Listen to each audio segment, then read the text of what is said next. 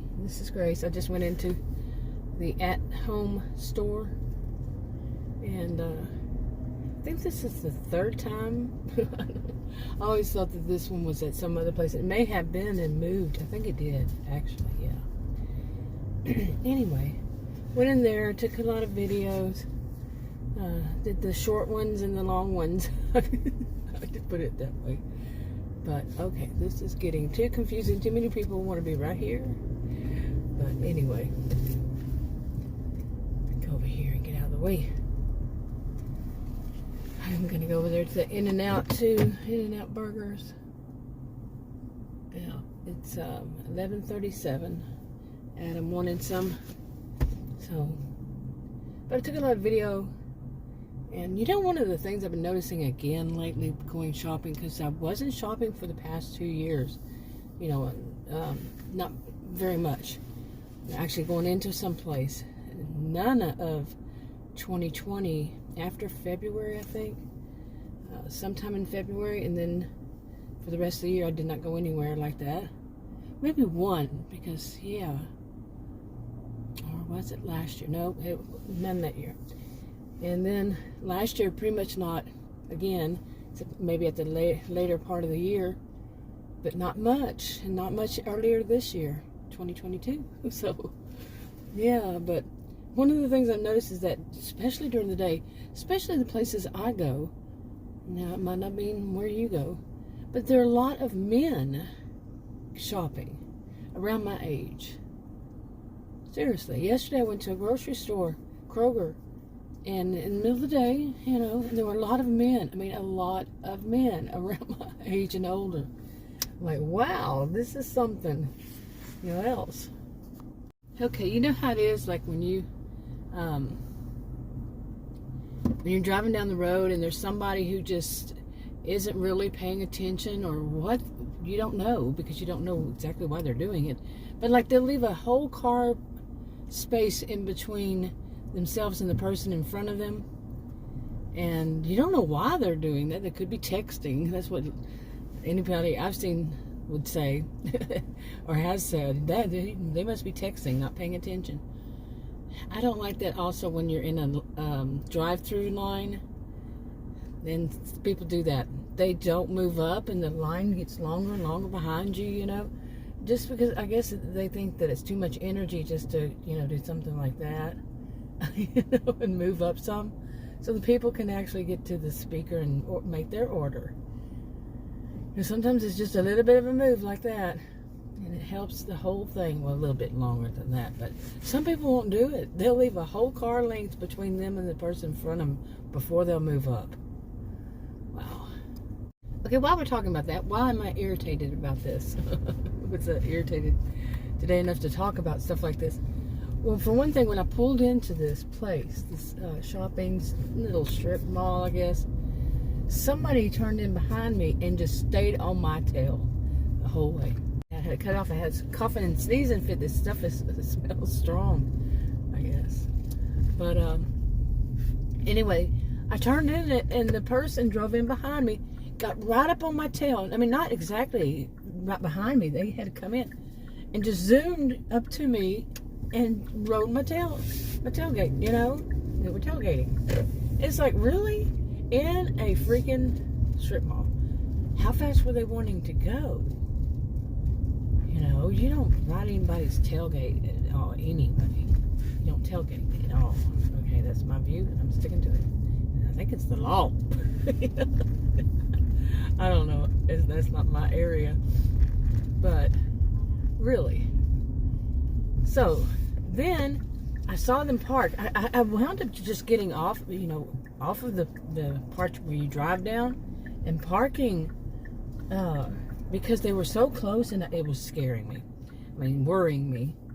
You know, how close are you going to get? Are they higher than a kite or what? You know, and just get my bumper. And they drove in. They drove into a disabled parking spot and parked there.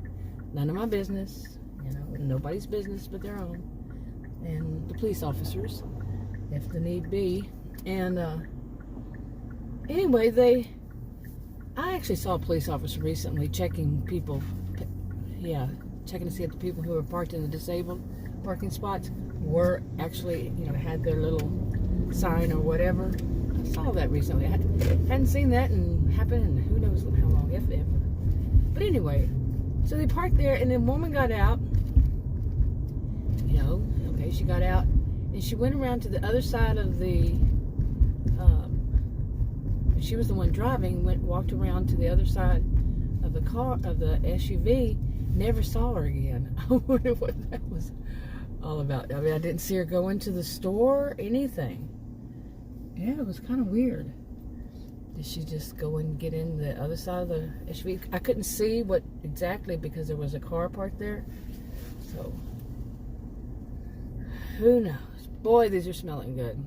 I got burgers and fries. No sodas. We got plenty of soda at home. Anyway. But that's weird. Baby on board. That one says baby on board. A sticker. Anyway. Okay. On my way to the at-home store, right there they were doing construction work, and it got confusing to people. And especially because they had a truck just sitting out in the middle. I guess the truck was helping them and just came up and parked there. And it was like, really? And finally some guy come around and told us to go around it. It's like, wow. Wow. Okay. You're now riding my tail, and you're a delivery. Whoa. Okay, but who knows what kind of delivery.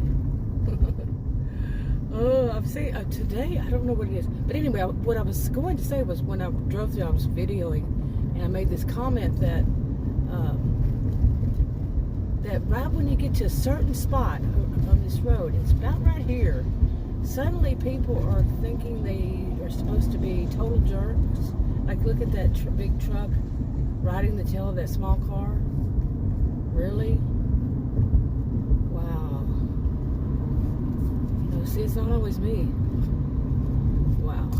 Could you imagine having been in that small car and that big diesel? And this is wow. Right down there, it's 35. It's a little bit, it says 40 miles per hour, but just a little bitty bit. I wonder what's going on over there. But, come on. That big diesel.